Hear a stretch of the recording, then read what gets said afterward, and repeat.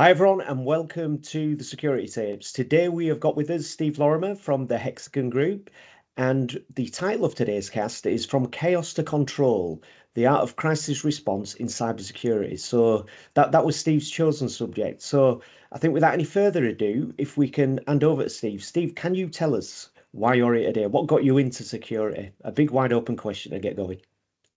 Thanks, Ben. I guess it's not the traditional journey into security. I started off as an engineer beginning of my career, and then moved slowly forward into application development and got into databases and coding and product design, product delivery, and came in through that route. And I was really introduced into security by a lot of our customers who were managers of critical national infrastructure, let's call them, and you know they were responsible for the management of telephony networks, electrical networks, water networks, and so on. And of course, they've always had a good focus on security and a strong focus on it, as it was very much in its infancy days many years ago. So that led me into security, and I then took over and ran a security team in the UK in one of our offices, and that then developed on into my current role, which is the global security head for the Hexagon Group.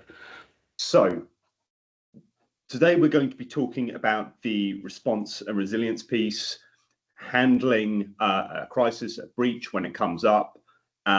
As someone who heads up cybersecurity side of the business, it'd be really useful to have some top tips that could help people handle breaches, handle incidents and crises as they develop. So I guess the first part of that really comes down to, as everything in life, planning.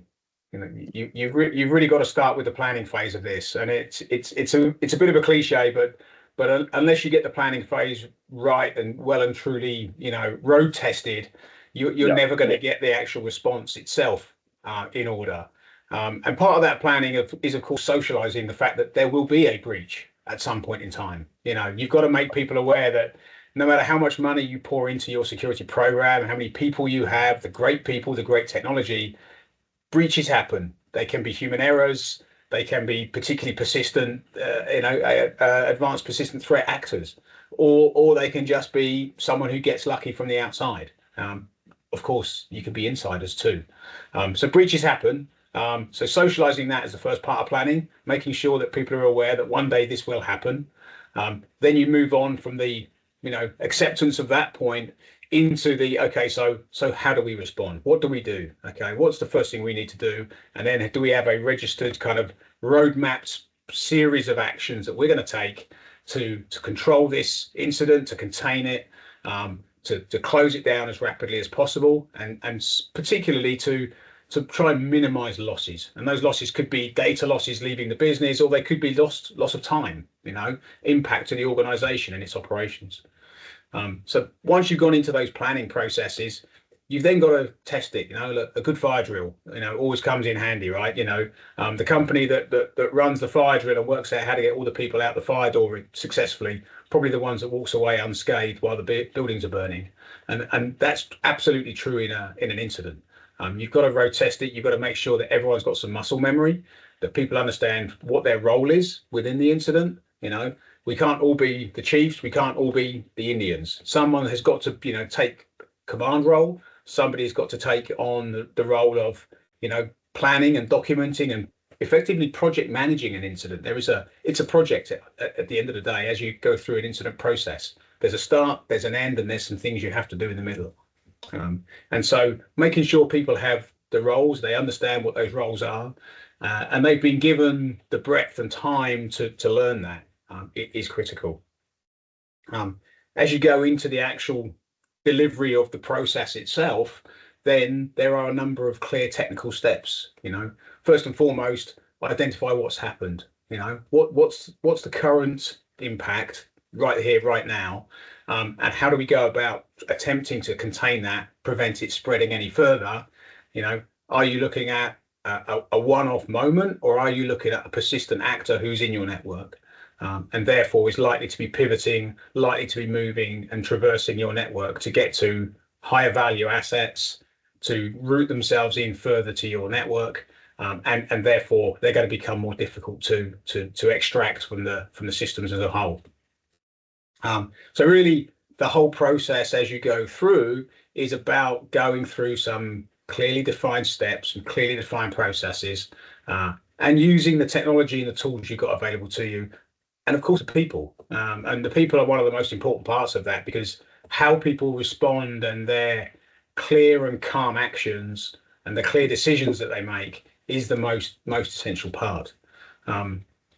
Stepping right back to the beginning of that all again and saying about the planning part and talking your leadership or your board through the fact that there will be an incident helps them to make the right decisions as well. And part of those desktop exercises needs to be very technical, but for sure part of them needs to be the executive level about how they make decisions. When is the right decision to switch off a critical business service? When is the right decision to shut down perhaps a revenue earning stream, because shutting it down is the lesser of two evils, and making the decision in a timely manner is probably the most essential piece of that decision making process. There's nothing worse than no decision. Awesome. Yeah. So some interesting points you raised there, and I want to touch on a few of them. The first was the socializing piece. So almost the cultural piece, getting people used to the idea that there's going to be an incident. How much do you introduce this idea that this is a fire drill, or do you try and keep as many people in the dark as possible to preserve an authentic response, should we say? But I know you also talked about doing it on a tabletop format. Do you distinguish between full fire drills and smaller drills where you perhaps just involve the management and people pulling the levers? Yeah, we mix it. We do both. So I think it's essential to start small. It's the crawl, walk, run scenario, right? Yeah. So start off in a nice controlled environment where everybody understands this is just a drill. We're going to walk through the process. Everyone's going to have the printed out incident response plan in front of them. They're going to understand. There's going to be some conversations about, okay, now your role should be blah, blah, blah, and see how people start to make decisions and interact. In the walk phase, perhaps you bring in an external party or an independent person to run the process for you. So perhaps some of the injects that they make, some of the scenarios they put in front of you aren't pre-known. And that's always useful then, because people are genuinely making decisions, off the cuff. They're not got the time and the energy to pre-think about the decisions they're going to make later, which of course mimics real life. And then in a run scenario, it should be like a red team exercise. It should be completely blind. It should really be, okay, now we have a crisis. How are we going to deal with it? And those are essential stages, I think, of planning and preparation. And socializing what should happen at each stage is important so that people understand that their response is critical to the success or otherwise of the process, of the incident process itself. And I guess the final thing that's really important is to make sure that there's good feedback loops at the end of each of those cycles. You look back and you critically look at what did we do well, what did we do badly, where did we make good decisions, and where were we too slow to make a decision?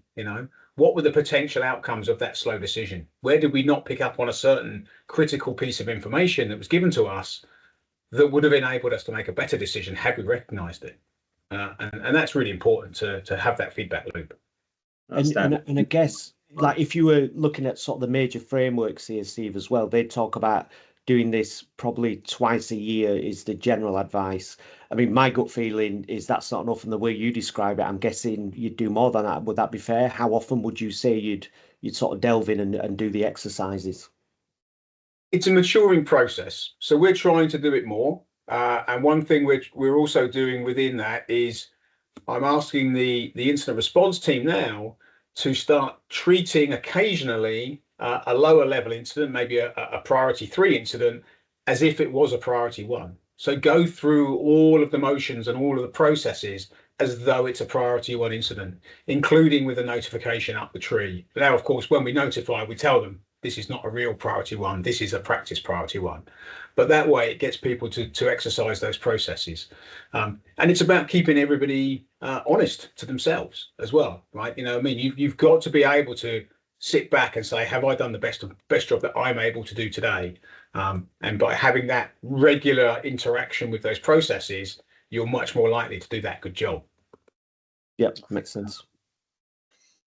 So I think one of the things I wanted to ask about, going right back to the start again to this socialization part, that there are lots of companies that almost look at security in quite a binary way and say, oh yeah, we're solid, we've locked down our exterior, we do pen testing every year, we do tabletop exercises, oh yeah, we're secure, we're set. How do you have any advice or thoughts on getting from that perhaps place that's lower down on the maturity curve to the point where you do genuinely look and it is built into the company that breaches are almost a fact of life, a certainty, if you will? I think the answer to that question really depends on how well the communication channel is open to the key decision makers within the business. We're very fortunate. We have great communications into our audit committee, great communications into our executive team, and I'm in a very fortunate situation where I have the ability to tell them we will have a breach. I don't know where, I don't know when, I don't know how bad, but we will have a breach. The incidents will happen. I don't think every business has that honesty that can exist, and I think that's a critical element. So if you don't have that, you've got to start working through the management to find your champions.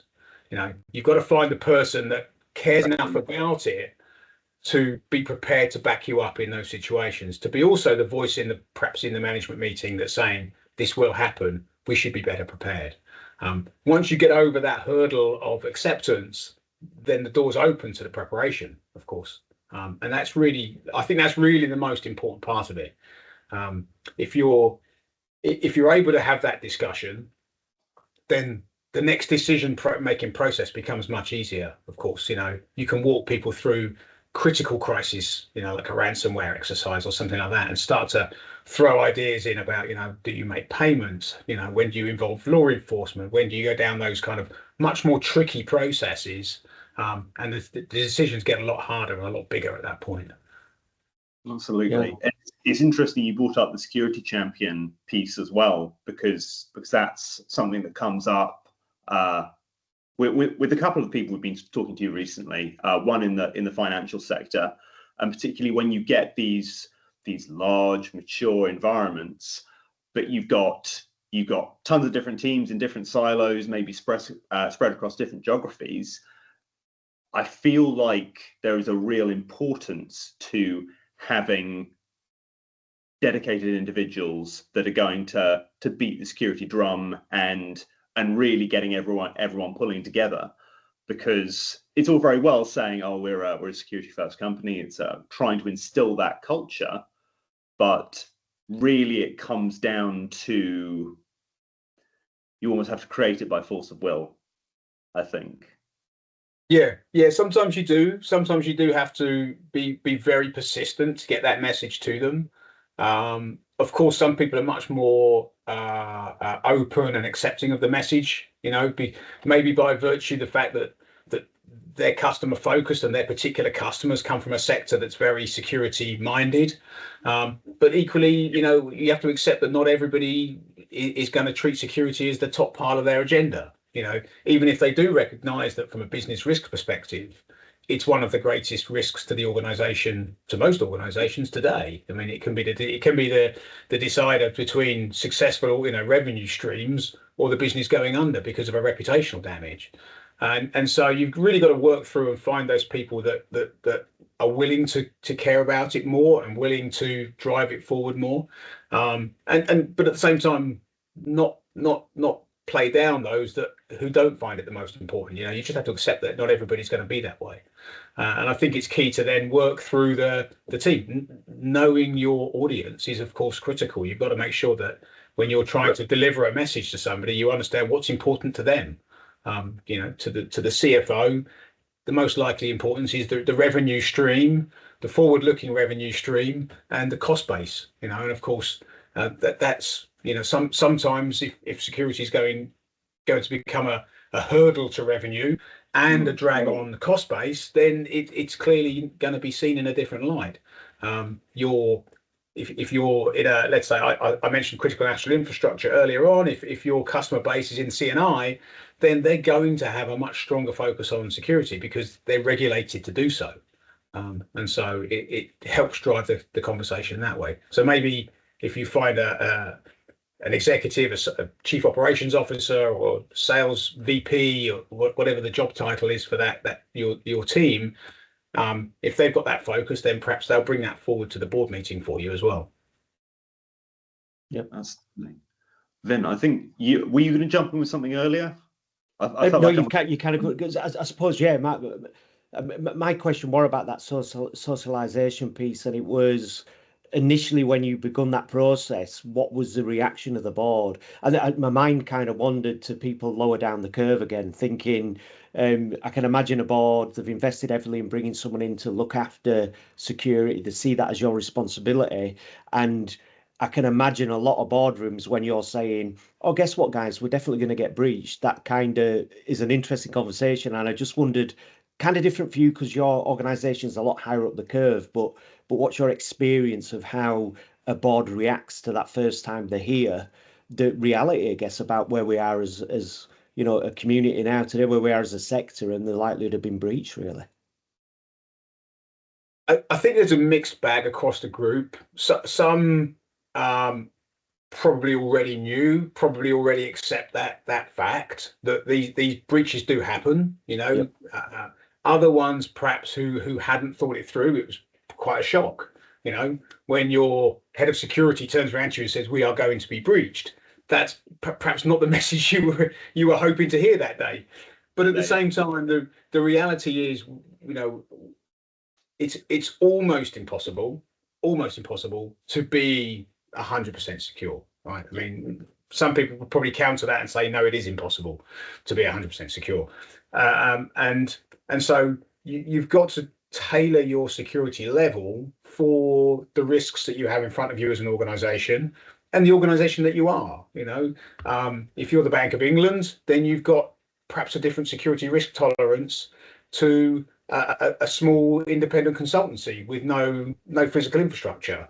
There's a whole scale and a whole spectrum of security, and so the amount you can afford to invest needs to be tailored to the organization, needs to be tailored to the risk profile that you sit in, and where you are in the spectrum of the attack threats as well. Are you under the gaze of nation states? If you're a market leader in certain sectors, then absolutely nation state actors are going to start to look at you. If you're a small consultancy, then you're probably going to get swept up in a mass phishing style event, and you're an accidental victim almost in that sense. You're not a target, you just happen to get swept up in that type of attack. So there's that different spectrum, and I think the boards definitely see that, they understand that. So I think anybody who's on a board of a major leading industry player should already have it in their head that these things happen. And it's not whether it does happen or doesn't happen, which is the most important. It's about what you do once it's happened, and how quickly you can recognize it and how quickly you can recover. And are you resilient, which is the key piece of incident response, is resilience.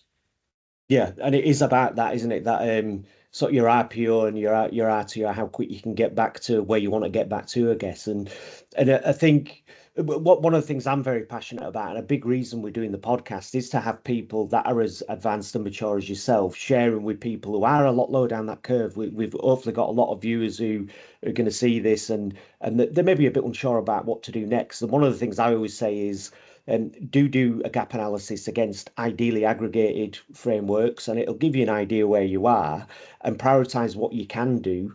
And budget is a reality. Obviously, for smaller organizations, as you say, depending on how they view risk, they haven't got an endless budget to spend on this stuff. And I guess one of the things I love about what you're talking about when it comes to the recovery pieces, obviously time costs, but other than time, it can be done relatively cost effectively without going out and buying shiny new tools and doing things like that. I mean, if you had to advise someone where they might be able to go to get advice on how to carry out their own exercises in terms of, in fact, creating and testing a response plan, is there any way you'd recommend, or is it just freely out there in your opinion if they go looking?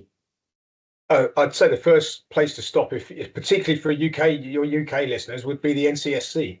They've got some great resources. They've got Incident in a Box. I can't remember. That's not quite the name of it. It's something else. There's something in a box. But in essence, they give you everything you need to start and run and trial an incident, and start developing your own plan that's relevant for your organization. NIST in the US is another another body that produces huge amounts of information for free, all freely available, and they're slightly more technical, maybe more advanced, but they also tailor for small to medium enterprise as well. So there's plenty of information out there that doesn't cost anything to absorb it, to use it, to consume it, and to start to build out your own processes and your own plans. And that's absolutely the best start place. For larger organizations, you're likely somewhere along the curve already, or hopefully you're somewhere along the curve already, and then you're probably looking at maturing your process rather than anything else, and that's really looking at how do you shorten those timelines, time to detect, time to respond, and the ability to be resilient so that interruption doesn't happen at all. You can pivot and move your processes quickly to alternate infrastructure. You can continue your services unhindered. Or you can quickly take your services offline and rebuild and stand them up, in a very short space of time, so that service is not lost entirely. Brilliant. Yep. And before you mentioned the idea of building this muscle memory for dealing with incidents, breaches, and that is going to take a couple of different forms. You've got the muscle memory for the sort of incident responders, right down at the sharp end, so to speak. So the technical people are actually dealing with alerts, escalating them accordingly, and eventually reaching decision makers who are handling the wider incident and making decisions for the business. What advice would you have around building that muscle memory and getting those reps and those training evolutions in? Regular desktops, and desktops of different types. First of all, I would always start the desktop exercises with your most common incident types. So go back and have a look over the last year of all the different incidents. How many phishing attacks did you succumb to? How many times was there malware found on the network? Perhaps you were unlucky enough that somebody actually breached the network perimeter and you had somebody on a dropping web shells onto a web server somewhere. So use one of those incident types that you've commonly seen and use that to drill the first exercises, because probably the first exercise you do will be a disaster, mostly because you learn about how to use the process of exercising. So you're really learning to exercise, not learning to incident respond at that time. After that, you'll become more proficient in the exercise itself. You'll then develop the skills into the incident response piece. And so it will take time. It will take a few iterations, a few cycles, but certainly I would start with that, and start small. And don't be prepared to, don't be concerned to fail, because at the end of the day, you learn a lot from failure. That's the key piece. Especially when you're dealing with big, complex environments where there's lots of moving parts and lots of people who aren't particularly necessarily sure of their place in it. So I guess that then comes to the idea of how do you measure improvement? Is measuring improvement even important? And this is something I've given quite a lot of thought to from my perspective. As you know, this is one of the services that we provide, without getting sort of too up on my soapbox. How do you quantify improvement in your teams and identify where there are major gaps in the time it takes to respond, detect, and ultimately kick out intruders in the network? So there's a few ways we try to do that. One, of course, is that time to detect. That's a fairly easy metric to eventually to figure out. How long was the attacker on your network for, or how long was the incident running before you actually detected its existence. And of course, time to respond. Those are two kind of fairly easy mathematical metrics. Much more complicated is how do you measure someone's decision-making ability? Right. When did we make the right decisions? And that's usually where bringing a third party, an independent person in to help you with a desktop exercise as part of your maturity cycle really, really comes to it, because they will be observing and they're skilled in doing that observational analysis of your decision-making ability. Did you sit down and collectively, get your heads together with 6 people and take an hour to make a decision? Or did somebody come to the table, assess the situation, and within a few minutes say, the best thing to do is this now? And everybody, line up and agree, or challenge that decision, pivot, make a slightly different decision, and doing it fast. And that's the key thing. But also is as you mature, as you get better at these processes, and as you start to identify you're getting better, you can push those decision-making moments further down the stack so that people nearer the incident can actually make those decisions themselves, because you understand the implications of the decision itself. So if you're going to take a service offline, or close a database, or shut down machines, or maybe disable user accounts, you need to understand what's the implications of doing that. And as you grow in confidence, you'll be able to do that faster because you understand what those downstream implications are. The other part is that really every incident should have that review cycle at the end of it, real incidents as well. So we talked earlier on about doing a review after the desktops and after the practice sessions. Well, every real incident should also have a review cycle. What went well? What went badly? How do we avoid those bad instances occurring again? How do we mitigate against those? But also the good ones. Well, what can we learn from the good ones and say, well, actually, we can improve even further by making that decision earlier, or making a technical change earlier, or maybe even reconfiguring some aspect of your network or your infrastructure that can affect that, and picking up each one of those things. And that's all part of that improvement cycle. Nice. And when we're dealing with incidents, there's perhaps an expectation that the leadership is always going to be the one making the decisions, and they're going to be the most qualified to make the decisions. Do you ever find that when you've gone through several iterations, several cycles of these, that your leaders, perhaps in a crisis, aren't necessarily the same as your business leaders, and you change the team composition as a result of those exercises? Yeah, you can. As I said, you can certainly move the decision making, down the tiers of the organization slightly, to allow those kind of well understood decisions to be made lower down. But within any incident, you should also make sure that you understand what's the scale and scope of the incident very, very early. So very early question we start to ask: how many systems, how many individuals, what risk to data, what risk to revenue, and what are the implications? So what's the priority of this incident? And that really should set where the decision making is going to be made. So we run a 3-tier, we run a bronze, silver, gold incident response process, and with gold being the highest. And at that point, we have a really senior executive team, always available, always online, and able to respond to us and support us with that decision-making process, because it's highly likely there's going to be some revenue impact at that point. If it's a silver level incident, the impact to revenue is going to be minimized. It's probably going to be more operational impact to the organization. And bronze really, it's very low impact.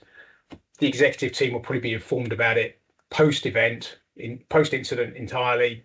When everything's cleaned up, there'll be a report that goes to them with a summary for their executive consumption. And so you're making sure you're setting yourself up for success by building that program out early on. And go back to my earlier point, it's all about the planning. if you've planned those events and you've planned the way that communication should occur, everybody understands what's going to happen, no surprises, and your ability to make decisions speed up. And when you're training people to understand and deploy that gold, silver, bronze model, which I think is well understood within certainly UK sort of critical national infrastructure spaces, do you send people off on specific training around it? Do you try and train everyone from the lowest to the low all the way through to the executive gold team, or are you very selective about who you train? So we train it through the process of practice. So there's not a formal course. Our incident responders are formally trained in the incident response activity. That's more technical though. And we then make sure that everybody understands the plan and the process that we operate to. We take everybody through a walkthrough desktop, right from the very top executive down through to the lower end.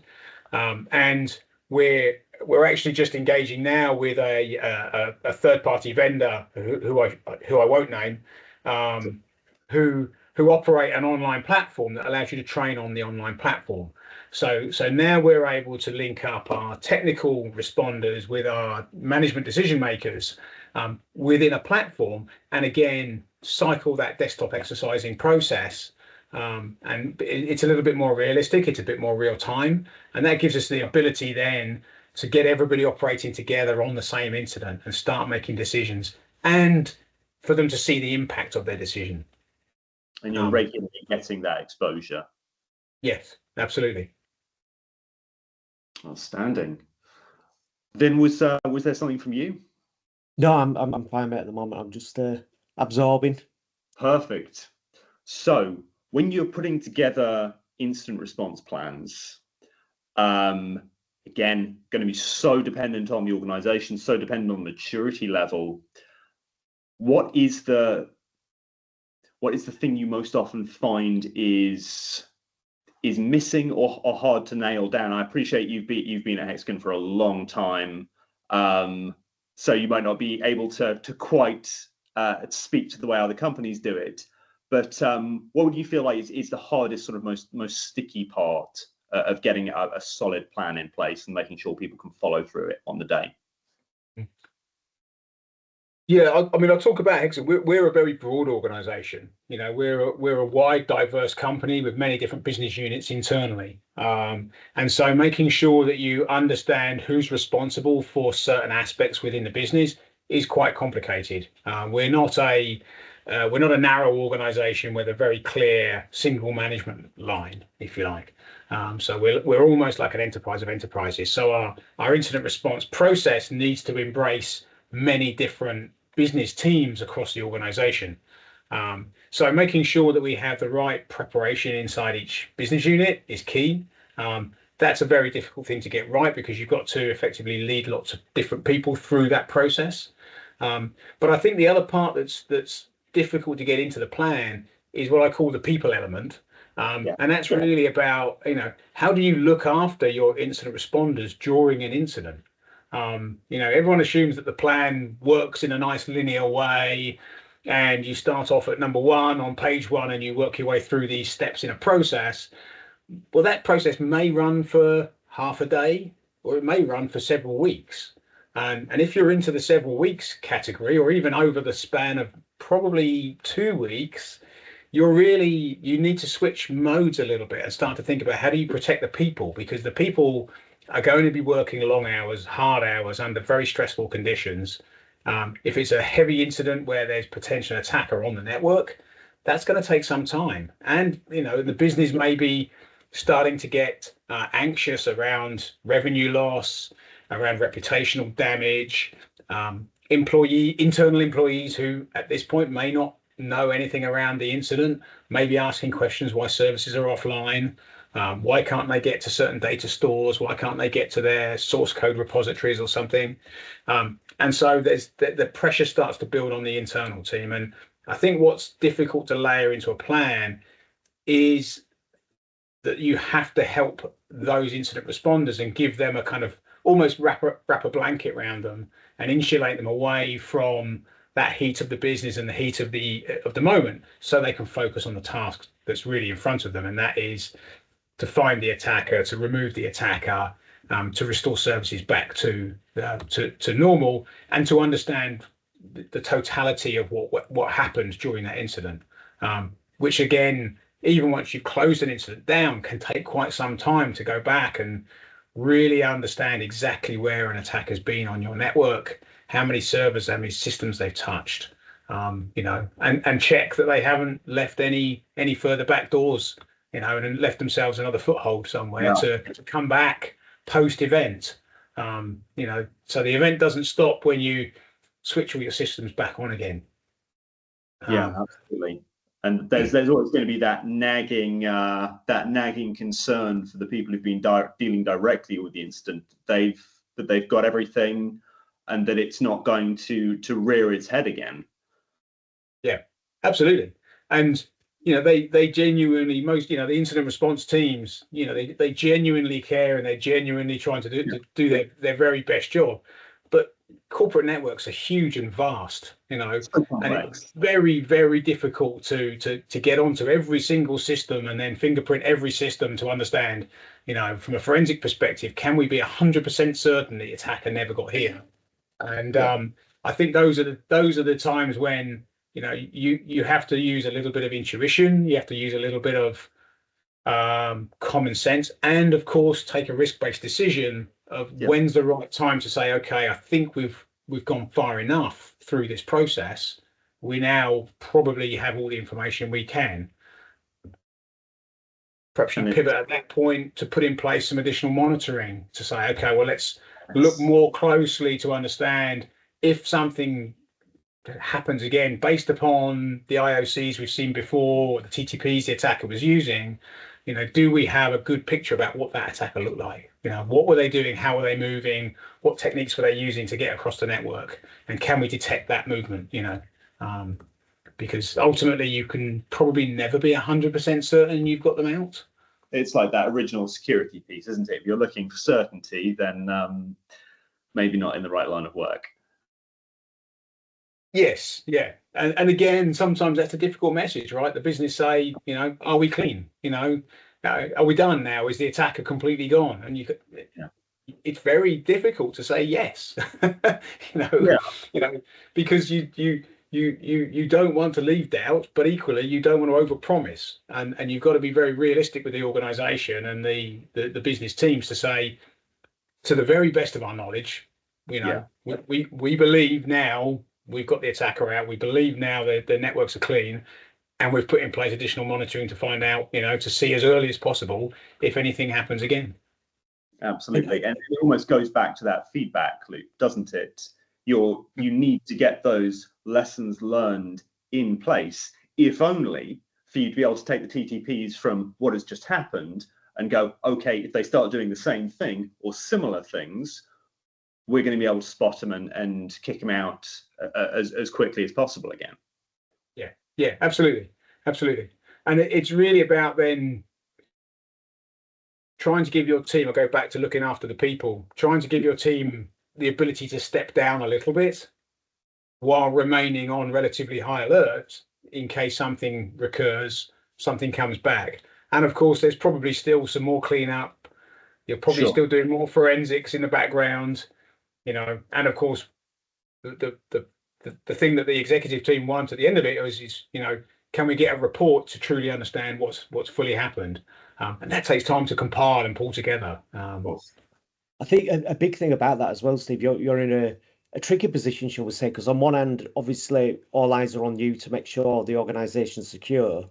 And then in the event of an incident, you've got your team to be concerned about, because I suppose in some respects, not dissimilar to an aeroplane crash. Nobody really looks at all the successful flights. It's the one that crashed that everyone's interested in. And is it pilot error? And I just wonder what do you have in place to support your team from a cultural viewpoint? Because, anytime you see an incident hit the news, if you're in the sector like us, your first thoughts are you feel for that team, the pressure they must be under, and it's not a normal day at work when you go in and an incident's occurred. I just wonder what you might, if anything, have in place sort of to support the team with that side.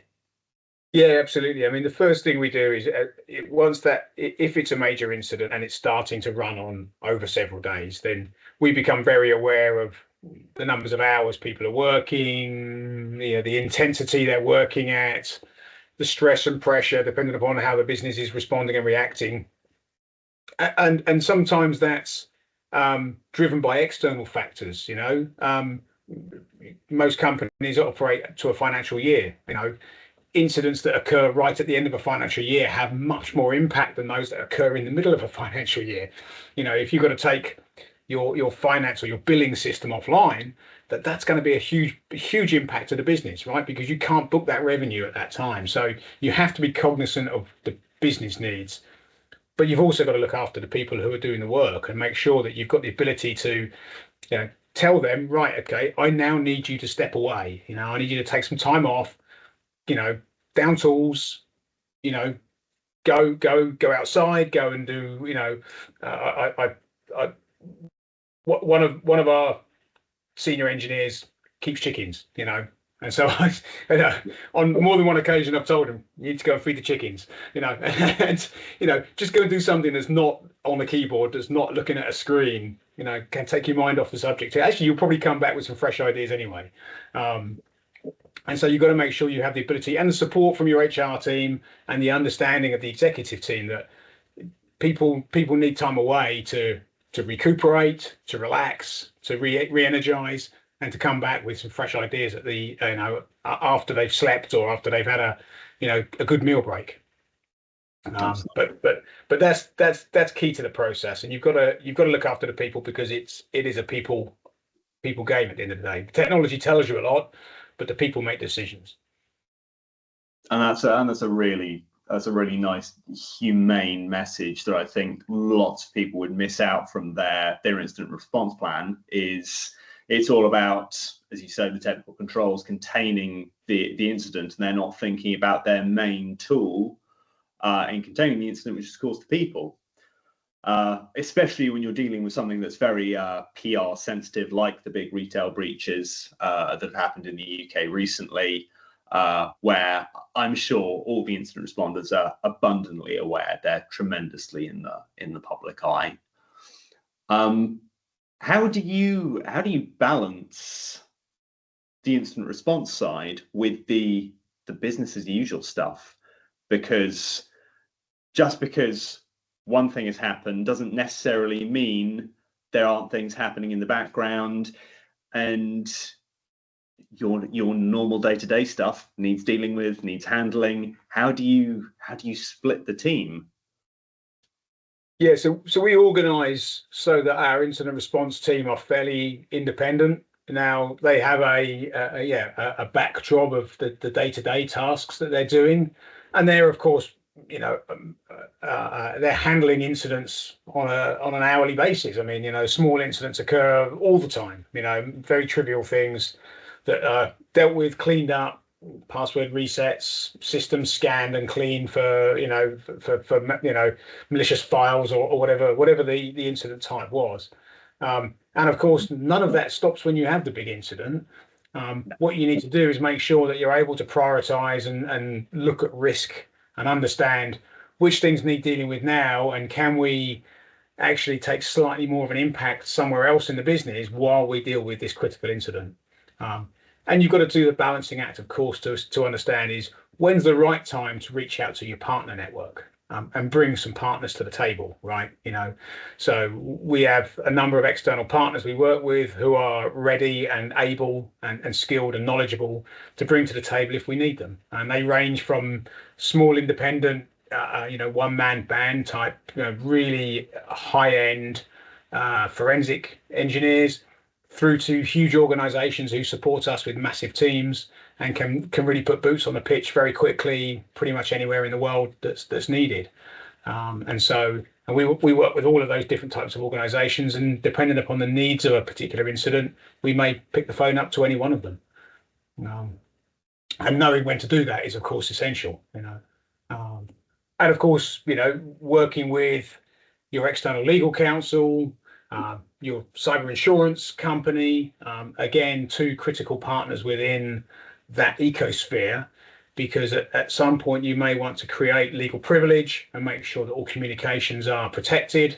You may need to make sure that your insurance company are kept abreast of what's going on. If it's likely to hit a threshold, hit the deductible threshold of your insurance policy, and therefore you're likely to be making a claim, they need to be informed as well, because they will support you then in making some of your difficult decisions.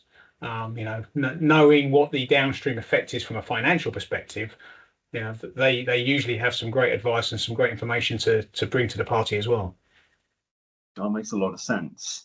So I know we were going to be a bit more start with this podcast, but it's turned into more of a sort of a chat and a conversation. So we'll probably be wrapping it up now. And from a board and leadership perspective, if you could say one thing you've got to prepare for today, to a board, to a leadership team, what would be your advice? What's the big one thing that you would say this is what you need to focus on above all else? I think you've got to look at the events that are the extinction events, right? What's gonna really cause your company to cease to exist, because that's ultimately the biggest impact a board's got to worry about. So you're really talking about the ransomwares, the data theft, those kind of incidents where it could really impact an organization. You've got to go and have that discussion.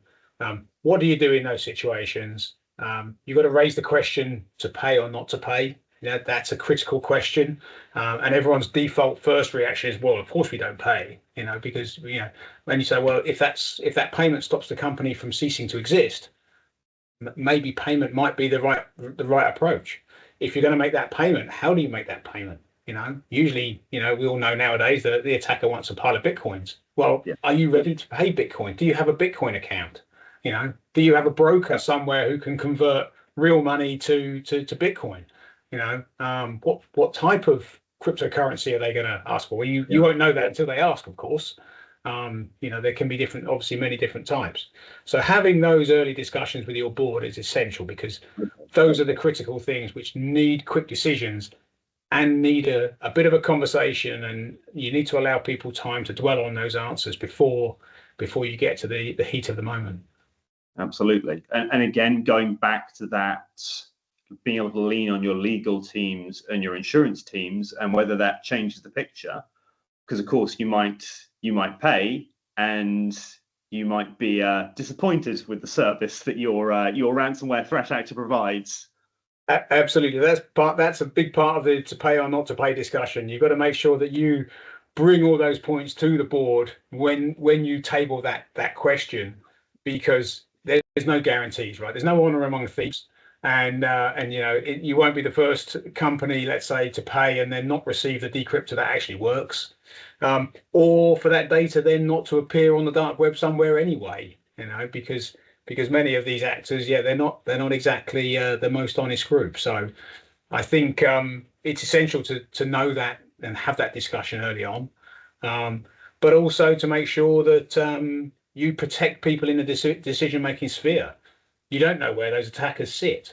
That's a critical element. If that attacker's sitting in Russia or Iran or Belarus or one of those other sanctioned countries at the moment, making payment could put certain members of your board in a very legally difficult position. So if you have that situation, maybe you need a decision-making process that stands those members back from the decision prior to it being made, so they're protected and they're away from that part of the process. And those are more extreme ends of the decision tree, but definitely essential. Yeah, you don't want to be thinking about them, as you say, in the heat of the moment. When you're under pressure. You definitely want to. It goes back to the preparation piece, right? You've thought about all the worst case scenarios, some of the less bad scenarios, and you know roughly how you're going to approach and what your tools are for solving each scenario. Yeah, absolutely. So, Steve, thank you so much. It's been awesome talking to you. I feel like we've had so much useful information come out of this this discussion. I'm sure it's going to be handy to lots and lots of people, regardless of where they're at on the maturity curve. If people want to hear more from you, get in touch with you, where's the best place to do it? They can get me through LinkedIn, I guess, would be the default place. Unsurprisingly, yeah, look me up on LinkedIn, Steve Lorimer. Outstanding. Thank you, Steve. Superb. Vin, do you want to take us out? Yep, thank you everyone for watching, Steve. That's been really useful, and I'm sure we'll see you on future events. And yeah, thanks for your input, sir. Look forward to seeing you again. Thanks, Vin. Thanks, Adam. Outstanding. And we shall cut there.